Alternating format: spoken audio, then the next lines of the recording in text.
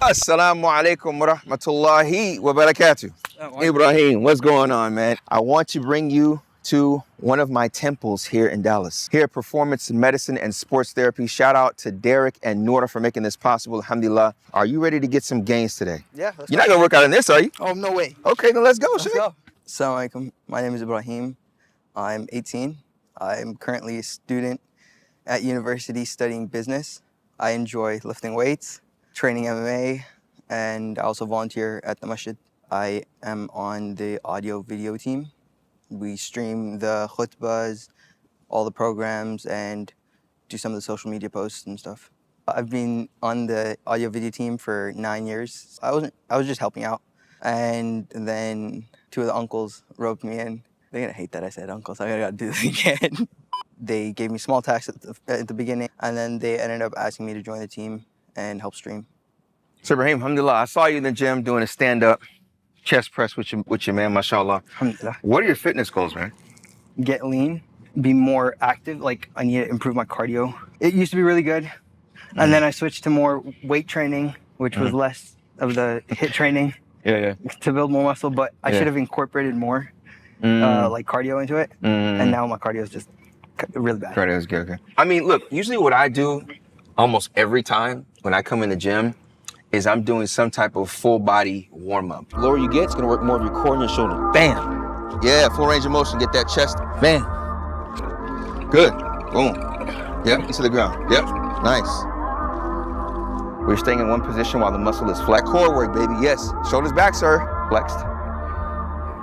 Push off of that right foot to bring yourself, pull here. Good. Yes. So what made you get into fitness, man? Being overweight. Being overweight? Yeah. Okay. Shoulders back, shoulders back.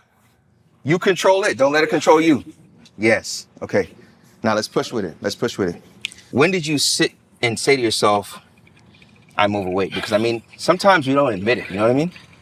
So it was, I guess it had accumulated over a few years. Like in the beginning, you're like, oh yeah, whatever. And then it just gets worse and worse. How old were you and how old did you weigh? I was 15 and I weighed 250. 250 was your weight? Yeah. At 15 years old? Yeah. After not being able to make friends and not having a decent circle and always being seen as the kid who was volunteering and people not wanting to associate with me, I ended up eating more because I eat when I'm nervous, anxious, or just sad. I ended up gaining, I want to say 60, 70 pounds in a year and a half, 2 years. So it just got really bad at that point. Yeah, and then that led me to what happened after. Nothing ever really Bring your waist down a little more. Yes! Your parents are telling you? Yeah, and they'd Yes, I like that. That's how in you 2019. Pushing to the ground. They'd gotten me a gym membership and they'd come with me and stuff. But I never really stuck to anything. Why? I didn't have the motivation to. Okay. I was unmotivated. I didn't really. Bigger steps? I didn't really care. And then 2021 came. I don't know. I didn't like how I looked. I didn't like how I felt. It was tiring to do anything. Tired all the time. Tired sitting down doing nothing.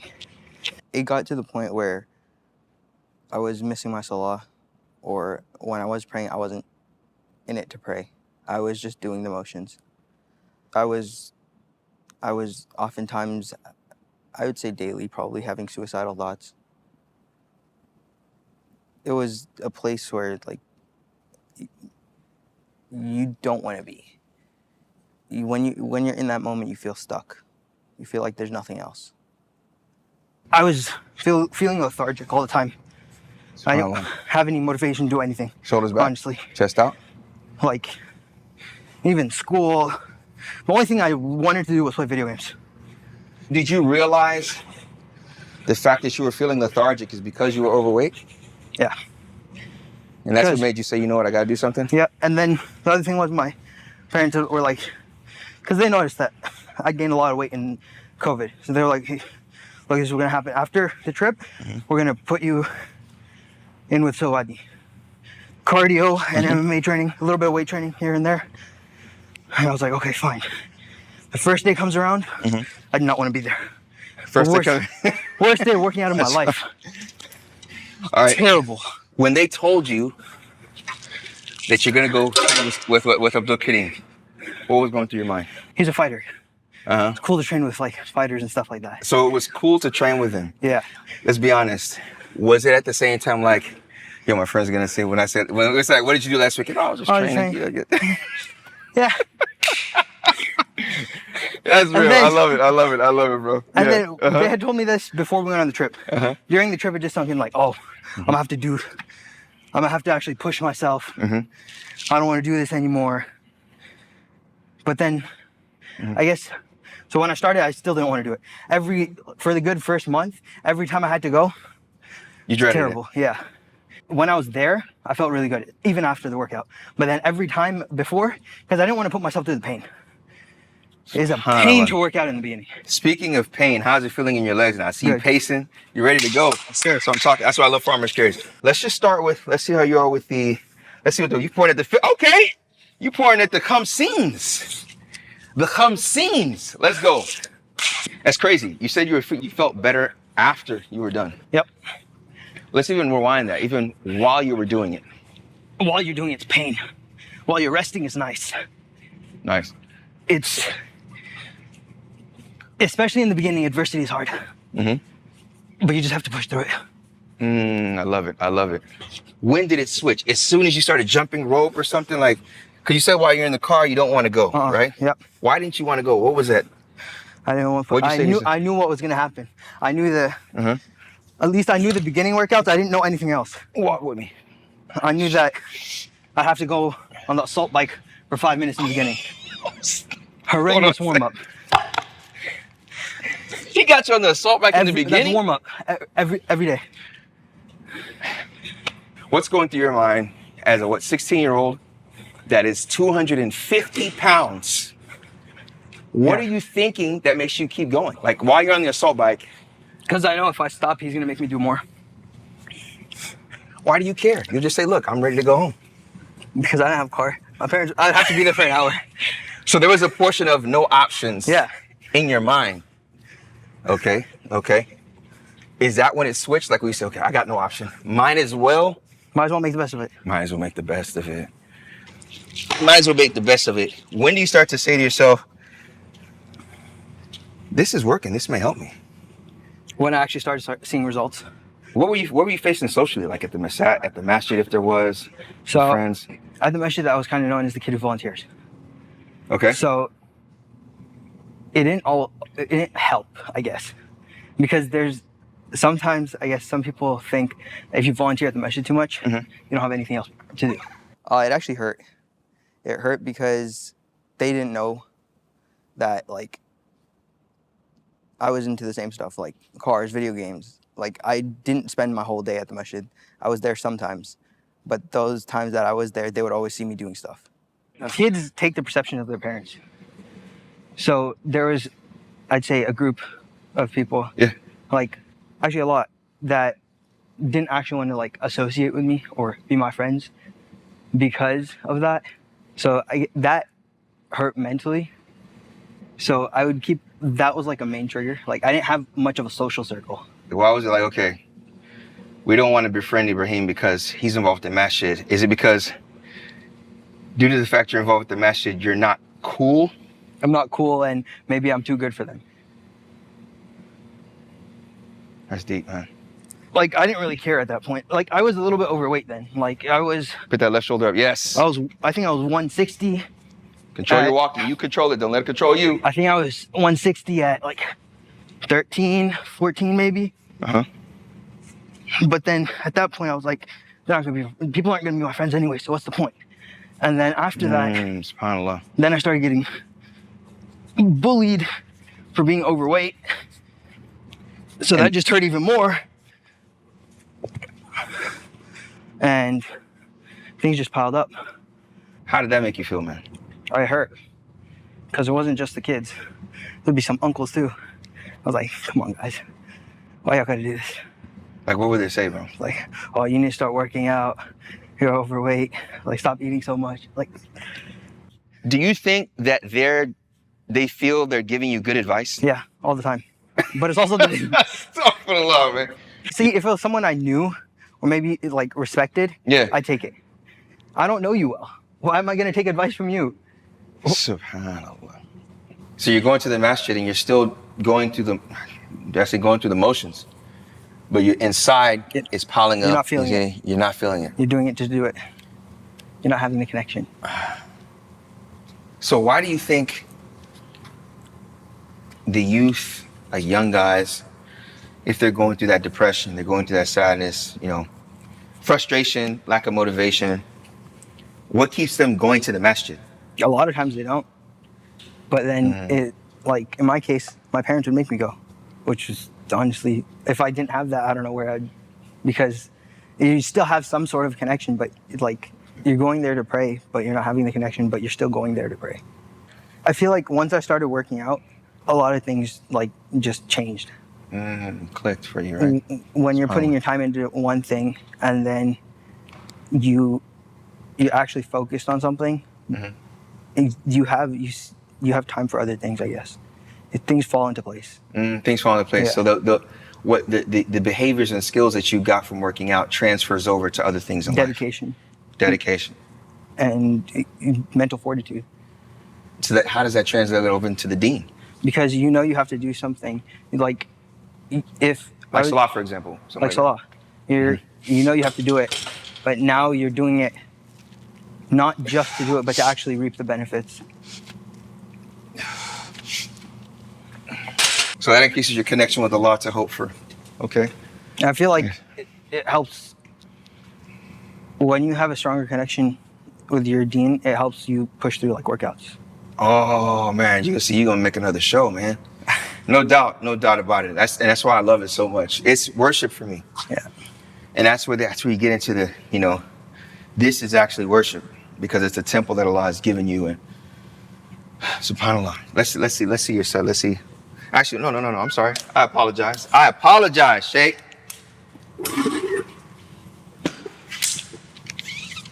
We're gonna go 25. All right. You good with it? Sure. We'll see. Put a bismillah on and let's go. All right. One. Stay tight at the bottom. Breathe in deep.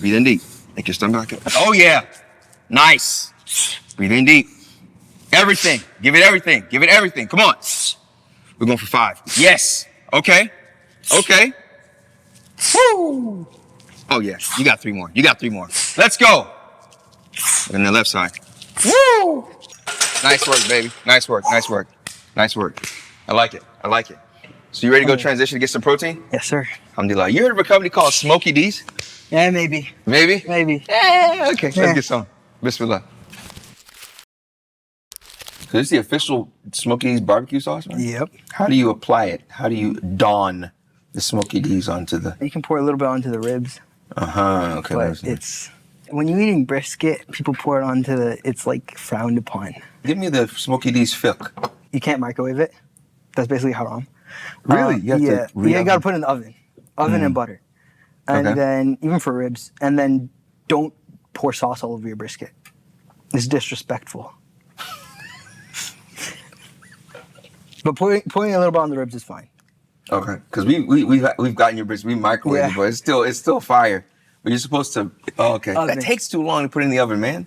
True, but it tastes so much better. It tastes so much better. I mean, what you were telling me about, it was interesting what you were telling me about how people not wanting to be considered, like you're in need or to know that you're someone that has quote unquote problems.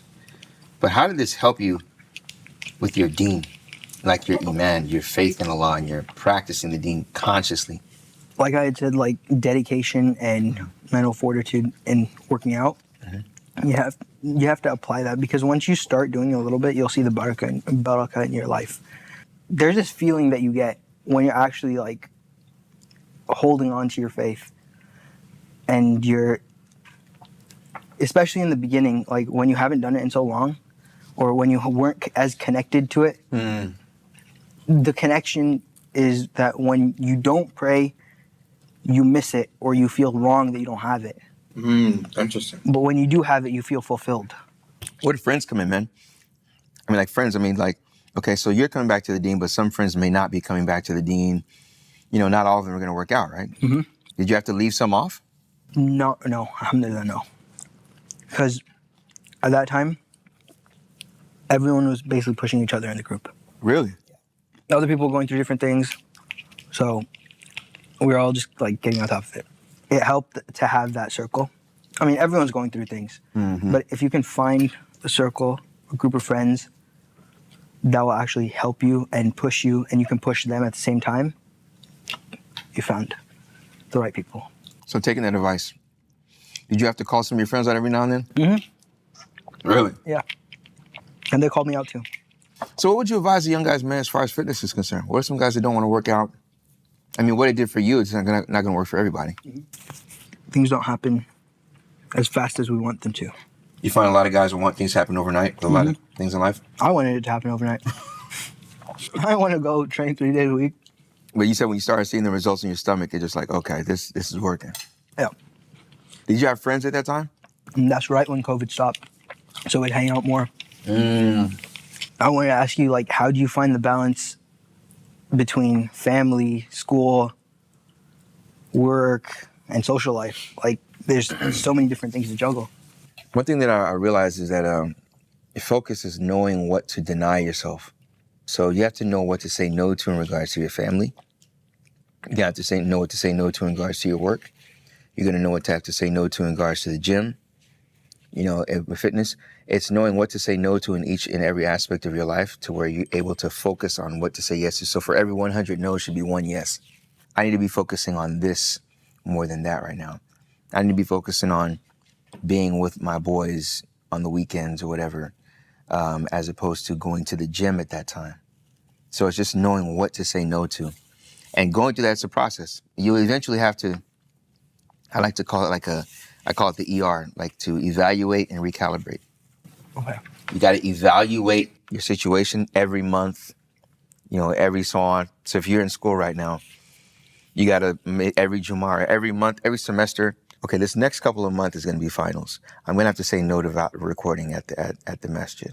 So it's knowing what to say no to, evaluating it, and then recalibrating. And I think that's just the whole process of life to where when you become a father, when you become a husband, because you practice it now, especially at your young age, you'll know what to do when you get married. And your wife will see that, bro. She'll see that. She'll respect you. That's just a little tip. I'm telling you, man, when she sees that you have your ambition and you're disciplined, and part of discipline is telling her no as well. She's not going to like it at times, but it's okay because she knows that you're moving forward for the right reasons, and I'm going to deny you of certain things as you see me deny myself of certain things, right? I think it's just really understanding the power of no and seeing how far that takes you. What's one last word you'd give to these young guys, man? These young guys, like you're my age. You're still young, man. You're still, what, you're a sophomore in college? Don't give up. There's other people out there that are going through the same thing. You're not alone. Find someone to talk things out with, or people. You need someone there. Don't do it alone. Mm-hmm. You know, just pushing through it and staying motivated and having people around you, man. Because sometimes you can see it in someone's, I'm an imam, so I can see it in someone's eyes. Sometimes I'll come to them, I'm like, how you doing, man? And there was a time I said, brother, how you doing? He just broke down. I said, how you doing? He's like, I'm good. And I said, no, how you doing, man? And he just broke down, man. You need those people every now and then, man. And I know you've had some people, man. You mentioned brothers that had an impact in your life. I think you know this person. Hey, Assalamu alaikum, Ibraheem. I just want to let you know I'm really proud of you. I'm really happy to be part of your journey, you know, since you were a little kid, training you at the Masjid until you started doing those like intense trainings. We did those training camps together. Really proud of you, man, seeing the growth you've been through. And I know you're going to do great things in your life, man. Keep it up. And you have all the characteristics that it takes to be a leader. So keep going. And inshallah, look forward to see you soon. Yeah. Inshallah. That brought back a lot of memories. Mashallah, man. You see the blue background, Yep, the blue mats, the and the mats. Palestinian flag. Oh, the first day I hated him. I'd gone to meet him before and like saying that we were gonna do it and stuff. And I was like, okay, yeah, this is gonna be fun. The first day, not even first day. First few weeks while we were working out, I'd hate him. Like, why do you got to put me through this torture?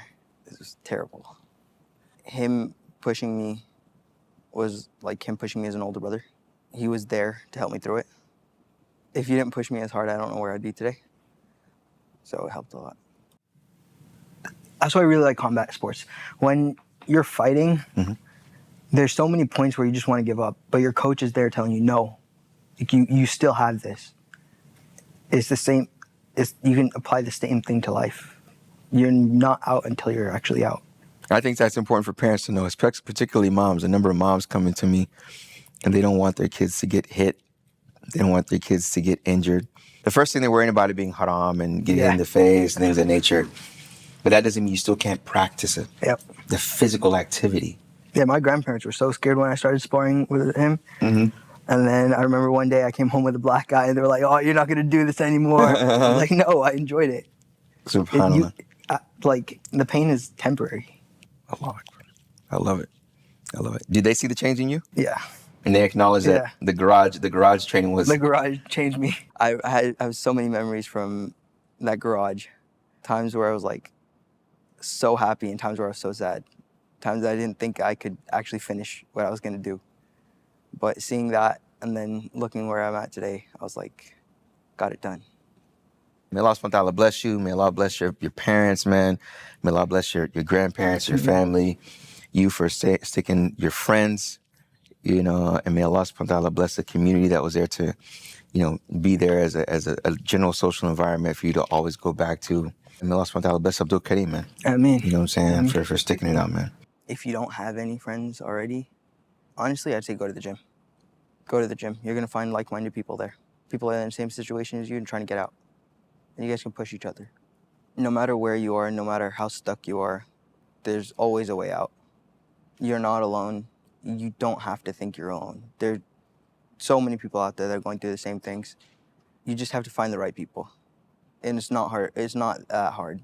It's easier than you think.